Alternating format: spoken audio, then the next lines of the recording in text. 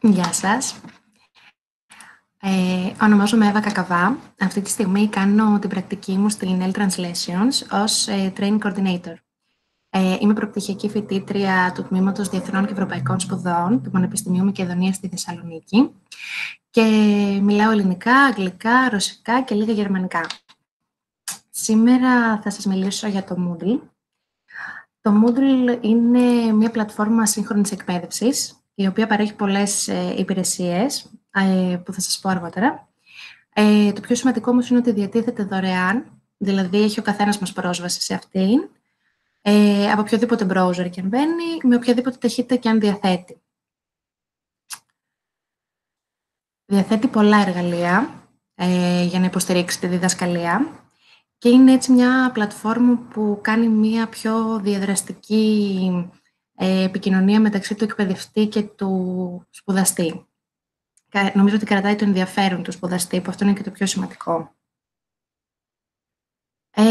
Το Moodle θα μπορούσε να χαρακτηριστεί και ως ηλεκτρονική τάξη, οπότε καταλαβαίνετε ότι είναι μια πολύ βοηθητική πλατφόρμα όσον αφορά την τηλεκπαίδευση, η οποία έχει μπει για τα καλά στη ζωή μας, τον τελευταίο καιρό, όπως όλοι ξέρουμε.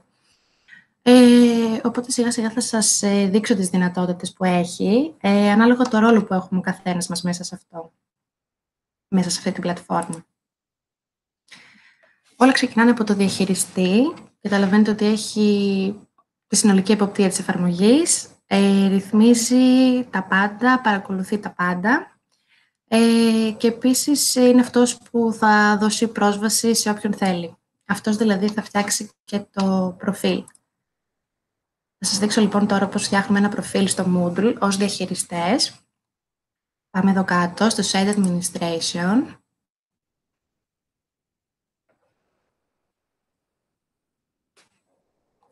Πάμε εδώ στους Users.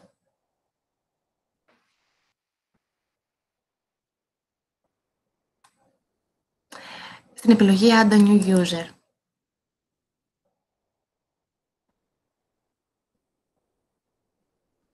Με αυτόν τον τρόπο θα εγγράψω εγώ τώρα έναν σπουδαστή. Θα χρησιμοποιήσω τα δικά μου στοιχεία για να το δείτε. Θα βάλω πρώτα το email.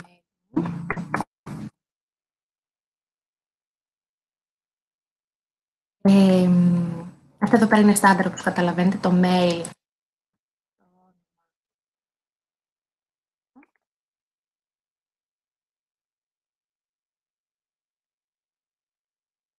Εδώ πέρα το username και ο κωδικός εξαρτώνται καθαρά από το διαχειριστή. Καλό θα ήταν για να μην σπάμε το κεφάλι μας και να ψάχνουμε τι username θα βάλουμε, καλό θα ήταν να χρησιμοποιούμε από το mail ότι υπάρχει πριν το παπάκι. Και μετά υπάρχουν δύο επιλογές όσον αφορά τον κωδικό. Ή μπορώ να φτιάξω εδώ πέρα new password και να κάνω ό,τι κωδικό θέλω εγώ, αλλά έτσι θα το ξέρω και εγώ ως διαχειριστής και μετά ως σπουδαστής. Αλλιώς υπάρχει αυτή εδώ η επιλογή generate a password and notify user, που αν την ενεργοποιήσω, όταν θα πάω εδώ και θα κάνω create user, θα σταλθεί αυτόματα μέσω του Moodle, στο email που έχω βάλει εδώ, θα του σταλθεί στον σπουδαστή ένας δικός του προσωπικός κωδικός που θα τον ξέρει μόνο ο ίδιος. Νομίζω ότι αυτή η επιλογή είναι καλύτερη, για να μην μπερδευόμαστε κι εμείς εδώ πέρα. Και καλό είναι εδώ πέρα να έχουμε πάντα την επιλογή hide, ώστε να μην βλέπει ο κάθε σπουδαστής το mail του άλλου, για αποφύγη παρεξηγήσεων. Οπότε εδώ πέρα πατάω create user και μόλις έφτιαξα ένα καινούριο προφίλ.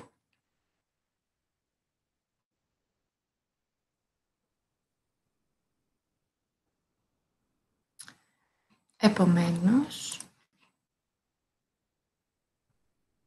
τώρα έχω φτιάξει το προφίλ. Για να κάνω εγγραφή αυτού του σπουδαστή σε κάποιο μάθημα, θα πρέπει να πάω στο ίδιο το μάθημα που θέλει να παρακολουθήσει ο σπουδαστής. Για να σας δείξω το παράδειγμα, θα πάω σε ένα μάθημα που δεν έχει στηθεί ακόμα.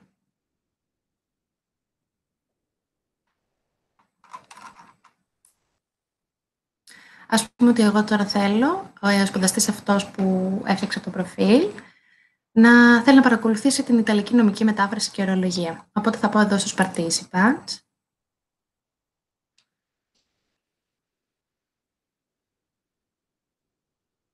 σε αυτήν εδώ την επιλογή δεξιά Enroll Users.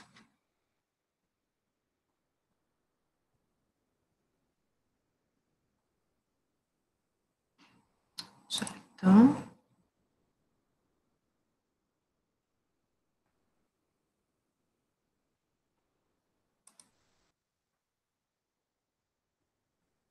Και εδώ πέρα θα πληκτρολογήσω στο search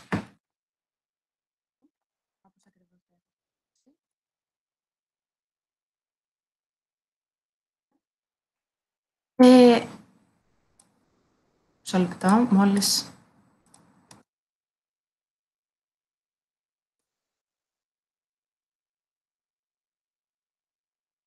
έχω εδώ πέρα τη δυνατότητα να αποφασίσω αν θα είναι student ή teacher το προφίλ αυτό που έχω δημιουργήσει. Στην προκειμένη περίπτωση είναι student. Ως student καταλαβαίνετε ότι άλλες δυνατότητες θα έχω και άλλες ως teacher. Οπότε τώρα είμαι student, πατάω enroll users και τώρα έχω εγγραφεί στο μάθημα. Βλέπετε εδώ το όνομά μου.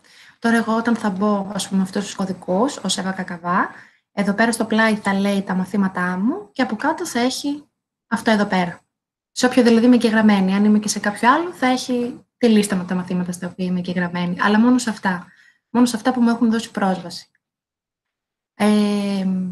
Από εδώ πέρα μπορείτε να δείτε ότι ο διαχειριστής μπορεί να δει και ποια ήταν η τελευταία φορά που συνδεθήκατε. Γι' αυτό σας είπα πριν ότι παρακολουθεί τα πάντα. Στην προκειμένη περίπτωση εγώ είμαι never, δεν έχω μπει. Οπότε έτσι φτιάχνουμε ένα καινούριο προφίλ. Μετά ο διαχειριστής, εδώ βλέπετε το μάθημα, εδώ στα topics είναι τα μαθήματα που θα κάνει ο εκπαιδευτικός. Θα σας πω αργότερα για αυτά. Ο διαχειριστής εδώ πέρα μπορεί να βάλει πάνω από τα κεφάλαια ό,τι θέλει εκείνος, ό,τι θέλει να φαίνεται μέσα στο μάθημα. Με αυτήν εδώ την επιλογή, το Add an Activity or Research, μπορεί να βάλει οτιδήποτε με όποια μορφή θέλει, όπως βλέπετε εδώ. Θα σας δείξω ένα παράδειγμα το οποίο έκανα για όλα τα μαθήματα που χρειαζόταν να έχει. Θα πάω να βάλω ένα link. Αυτό θέλουμε να φαίνεται σε όλα τα μαθήματα, να το βλέπουν όλοι οι σπουδαστές. Έχω εδώ πέρα έτοιμο ένα link στο YouTube, το οποίο είναι πολύ βοηθητικό για το πώς να έχεις πρόσβαση στα μαγνητοσκοπημένα βίντεο. Οπότε τώρα θα βάλω το link αυτό. Μετά θα βάλω έναν τίτλο, απλό και περιεκτικό για να καταλάβεις σπουδαστής περί τίνος πρόκειται. Τέλεια. Και εδώ πέρα καλό είναι να βάλουμε και μια περιγραφή. Είναι έτσι λίγο πιο κατατοπιστικό. Και πάντα φροντίζουμε να πατάμε αυτή την επιλογή Display Description on Course Page, ώστε να φαίνεται η περιγραφή. Και πατάμε Save and Return to Course. Τώρα αυτό θα έχει περαστεί πάνω από τα κεφάλαια των μαθημάτων. Και εγώ, ας πούμε, που έχω πρόσβαση σε αυτό το μάθημα, θα το βλέπω εδώ πέρα. Και όταν πατήσω πάνω εδώ, στον τίτλο, θα βάλω κατευθείαν στο βίντεο YouTube. Και είναι αυτό εδώ πέρα.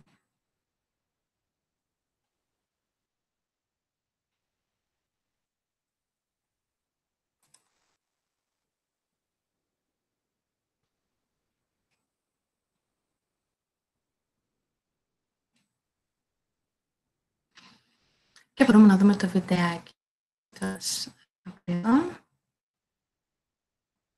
Επιστρέφω πίσω στο Moodle.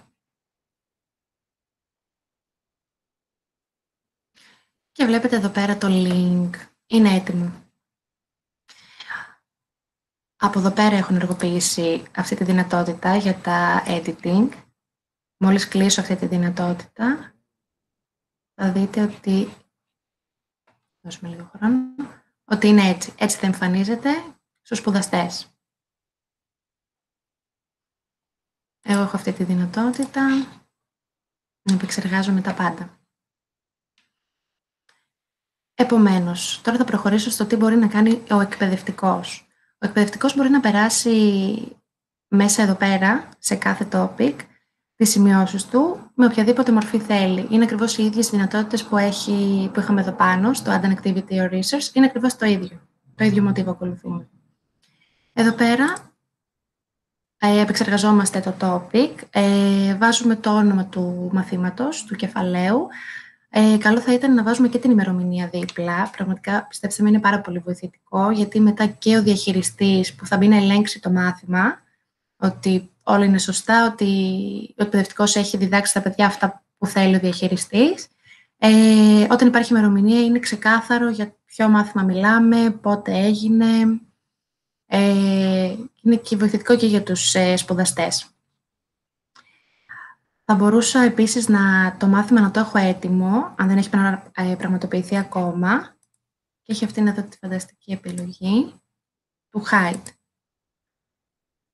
Οπότε εδώ πέρα αυτό εγώ, ας πούμε, μπορεί να το είχα έτοιμο, να κατεβατώ με σημειώσεις, αλλά το μάθημα να γίνει στις 3 Απριλίου. Οπότε θα είναι εδώ πέρα όλα έτοιμα, τα δείχνω εγώ στο μάθημά μου στους σπουδαστές και στις 3 Απριλίου, μόλις τελειώσω το μάθημα, πάω και κάνω show topic και είναι όλα έτοιμα. Αυτό είναι καλό να γίνεται ώστε και ο διαχειριστής να ξέρει ακριβώς τι θα κάνει ο εκπαιδευτικός στο μάθημα, αν είναι όλα έτοιμα περασμένα. Εδώ πέρα οι επιλογές που υπάρχουν είναι αυτές, Activities and Resources. Θα σας πω για αυτά που έχω δουλέψει εγώ.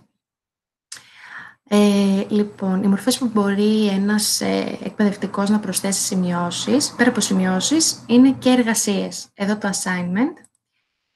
Η δυνατότητα αυτή έχει να προσθέσω εγώ ως εκπαιδευτικός μία εργασία. Όπως θα δείτε, έχει την επιλογή να αποφασίσω πότε θα ξεκινήσει, την ημερομηνία και το πότε θα τελειώσει. Εννοείται πάντα ένα όνομα, μια περιγραφή στο τι θέλουν να κάνουν οι σπουδαστές, να είμαι πάντα αναλυτική. Και πέρα είναι οι ημερομηνίες που μας ενδιαφέρουν, πότε είναι το deadline, πότε ξεκινάει, πότε τελειώνει, τα πάντα. Αν θέλουν word limit. Και μια πάρα πολύ καλή δυνατότητα είναι ότι μπορεί ο εκπαιδευτικός να βαθμολογήσει μέσω του Moodle την εργασία που έχει αναθέσει. Είναι πραγματικά πάρα πολύ βοηθητικό και οργανωμένο. Μετά η επόμενη δυνατότητα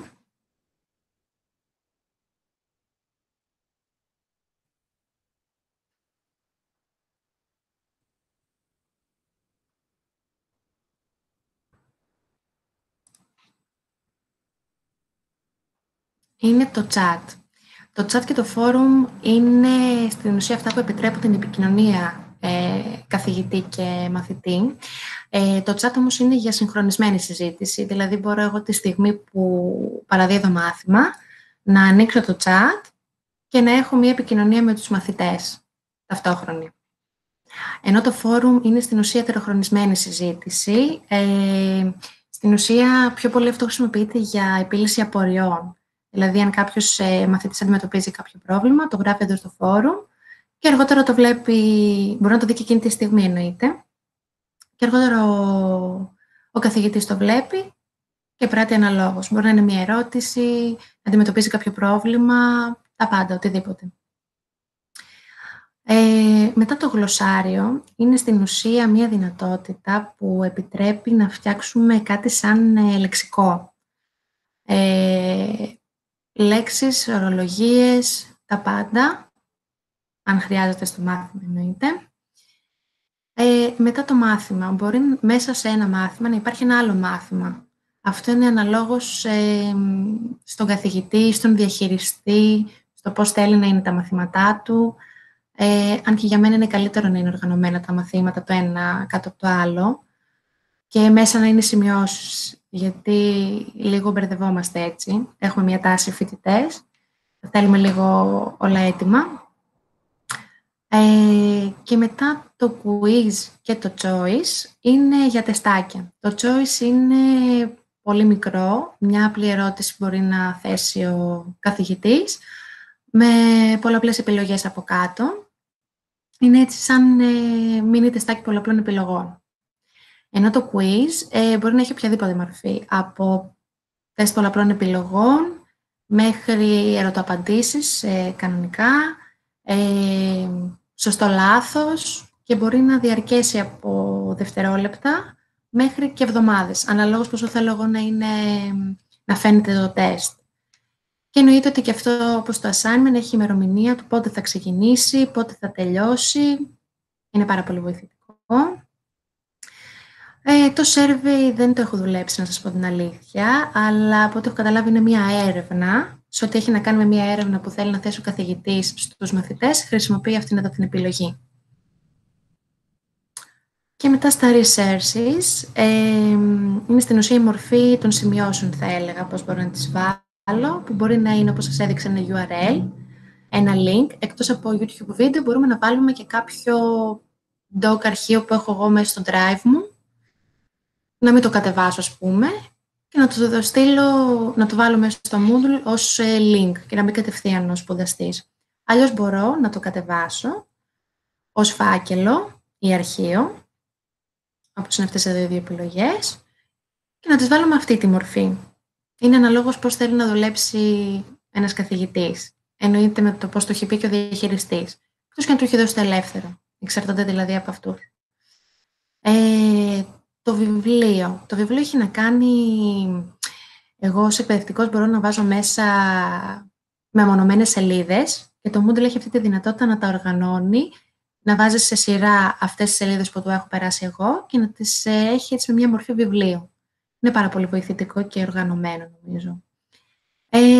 Μετά εδώ πέρα καταλαβαίνετε ότι ο φάκελος και το αρχείο έχουν όποια μορφή θέλουμε εμείς, όπως το έχουμε αποθηκεύσει στον υπολογιστή μας, είτε ως PDF αρχείο, είτε μια εικόνα, ένα βίντεο, οτιδήποτε. Και η μόνη διαφορά του αρχείου με την σελίδα είναι ότι είναι έτσι λίγο πιο περιεκτικά γραμμένο και μας ενδιαφέρει πιο πολύ για αυτούς που μπαίνουν μέσω κινητών. Είναι πιο εύκολα προσβάσιμο.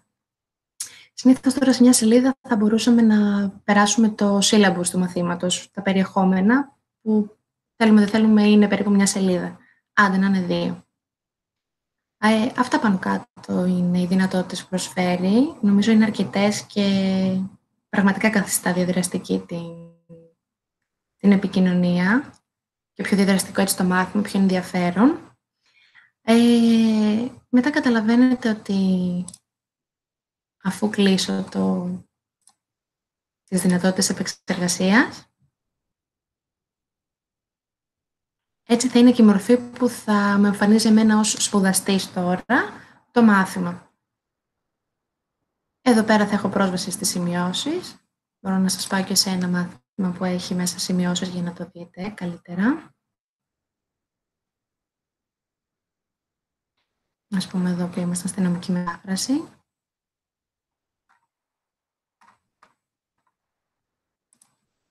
Εδώ πέρα.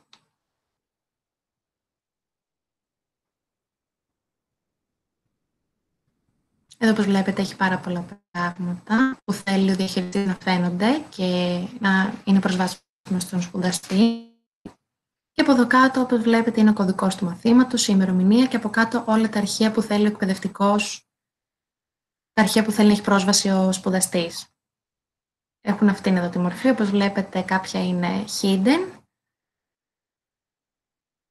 Εδώ πέρα το assignment, σε μορφή URL το μαγνητοσκοπημένο μάθημα. Τέτοια μορφή δηλαδή θα έχει το μάθημα.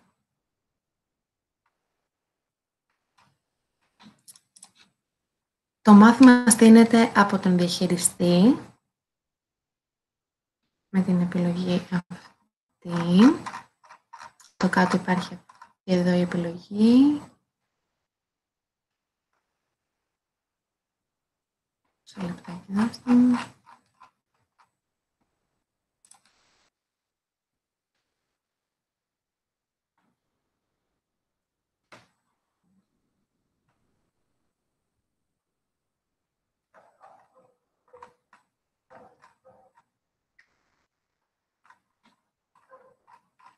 Κανονικά υπάρχει και η επιλογή Add a New Course,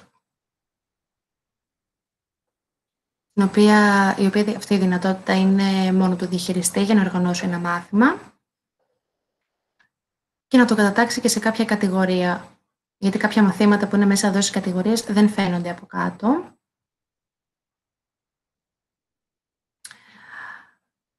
Αυτά πάνω κάτω. Νομίζω είναι τα βασικά του Moodle που πρέπει ο καθένας μας να ξέρει. Είναι πραγματικά πάρα πολύ εύκολη πλατφόρμα και νομίζω ότι είναι πολύ βοηθητική, πραγματικά. Σας ευχαριστώ πάρα πολύ για το χρόνο σας.